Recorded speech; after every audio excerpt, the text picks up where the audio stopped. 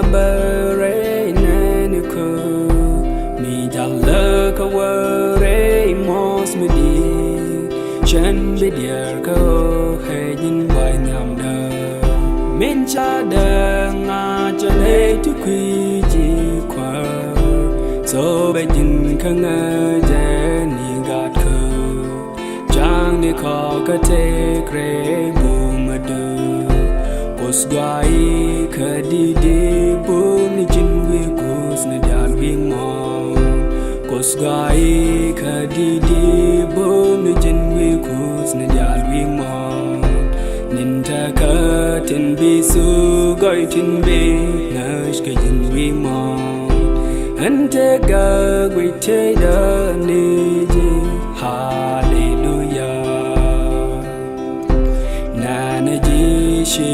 ro du jai wi kwam kwa du love the cool sky ni wai monete she can shum yam du dwal kan ka ji love the kan yam du bal ka ro ka ji Kosgai khadi de bom ni jin we kus na dal wi mon Kosgai khadi de bom ni jin we kus na dal wi mon nin ta ka tin bi su gai tin bi hash ki jin wi mon ante ga gwe te da ni ji hallelujah mi jalla ti balias e jinganda mi jallare pham ni kawar mi tele he jin koda shang jallare soli he jin wara kusgai khadi de bom ni jin we kus ni dal wi mon Kosgai khadi di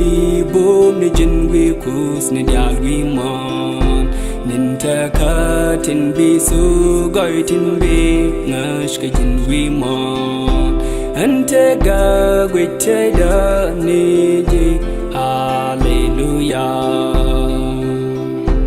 an chi ri gya la gul pin ka ta liao nyam da Nas de ke ji ti dial wi mon ling ke right de bom bu jin ko selami dal de os gai ka di bom ni jin wi kus ni dial wi mon os gai ka di bom ni jin wi kus ni dial wi mon nin ta ka tin bi su gai tin bi ka jin wi mon ante ga gwe te da ni ji hallelujah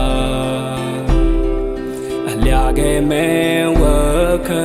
ji ko dit kwai loi du ka nok du min sok sel le per chi ma sa ye du kam ko chi je du ri